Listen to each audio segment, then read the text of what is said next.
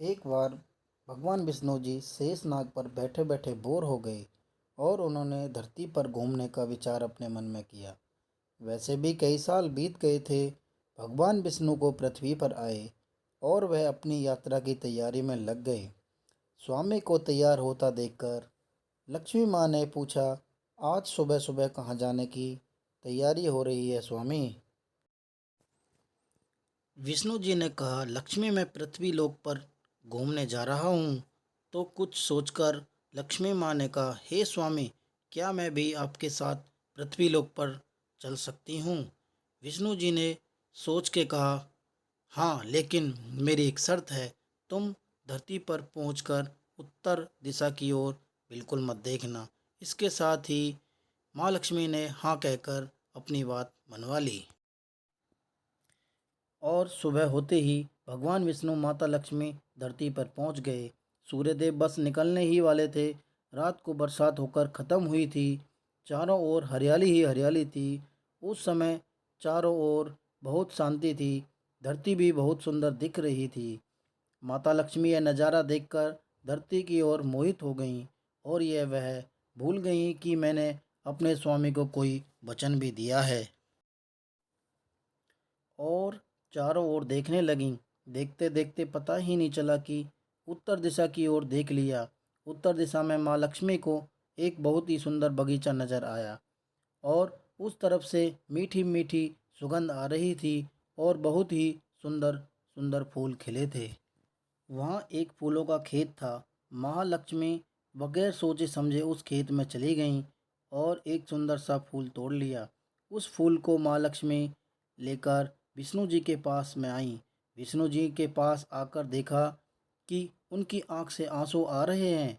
विष्णु जी बोले, कभी भी किसी से बगैर पूछे उसका सामान नहीं लेना चाहिए और साथ ही अपना दिया हुआ वचन याद दिलाया। माँ लक्ष्मी को अपनी भूल का पता चला तो उन्होंने विष्णु जी से क्षमा याचना मांगी। तो विष्णु जी ने कहा कि जो गलती तुमने की है इसकी सज़ा तुम्हें ज़रूर मिलेगी। जिस माली के खेत में से तुमने बिना पूछे फूल तोड़ा है यह एक प्रकार की चोरी है। विष्णु जी ने कहा, हे लक्ष्मी, तुम्हारी यह सज़ा है कि माली के यहाँ तुम 3 साल तक नौकर बन के रहोगी। उसके बाद तुम्हें मैं बैकुंठ बुला लूँगा। लक्ष्मी जी ने नीचे सर करके बात मान ली। लक्ष्मी जी एक गरीब औरत का रूप बनाकर उस माली के घर गईं। माली बेचारे के पास घर तो था ही नहीं, एक झोंपड़ी थी। उस माली का नाम कालू था। कालू के 3 बेटे और 2 बेटियां थीं। वो सब बेचारे उस छोटे से खेत में से जैसे तैसे गुजारा कर रहे थे। माँ लक्ष्मी एक गरीब औरत का भेष बदलकर जब कालू के घर पहुंची तो कालू ने बोला कि बहन, तुम कौन हो और तुम्हें क्या चाहिए?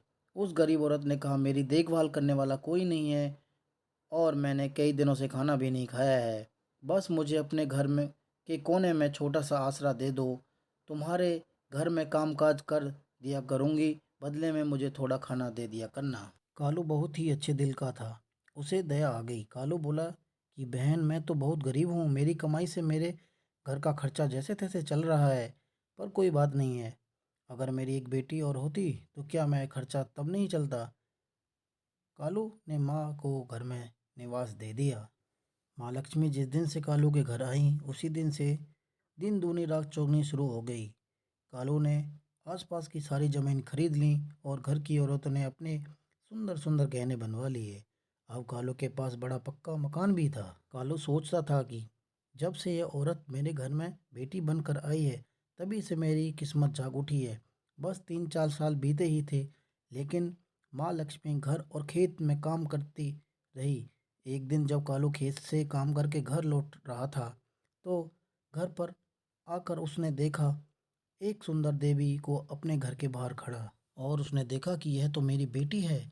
और कालू पहचान गया है कि यह कोई साधारण औरत नहीं बल्कि माँ लक्ष्मी है। अब क्या था, यह देखकर कालू के सभी परिवार वाले दौड़कर बाहर आए और उन्होंने माँ लक्ष्मी को देखा। यह सब देखकर कालू माँ के सामने हाथ जोड़कर रोने लगा और कहने लगा कि हे माँ, अनजाने में मुझसे बहुत बड़ा पाप हो गया है। मुझे पता ही नहीं चला कि मेरे घर में एक साधारण औरत नहीं बल्कि स्वयं माँ लक्ष्मी आई हुई हैं। मैंने जाने अनजाने में घर से घर में खेत में काम करवाया। मैं बड़ा अभागी हूँ जो माँ लक्ष्मी को पहचान नहीं पाया। माँ हम सबको माफ़ कर दो। माता बोली, आप लोग बहुत अच्छे और सज्जन हो। आप लोगों ने कोई गलती या कोई पाप नहीं किया है। तुमने तो मुझे अपनी बेटी की तरह रखा और परिवार में इतना प्यार और सम्मान दिया। इस चीज़ को ध्यान में रखते हुए मैं तुम्हें एक वरदान देती हूँ कि तुम्हारे परिवार में कोई भी संकट और कभी भी धन की कमी नहीं होगी। सारे सुख मिलेंगे जिसके तुम हकदार हो। और अंत में यह कहकर लक्ष्मी जी विष्णु जी द्वारा भेजे गए रथ पर बैठकर बैकुंठ चली गईं।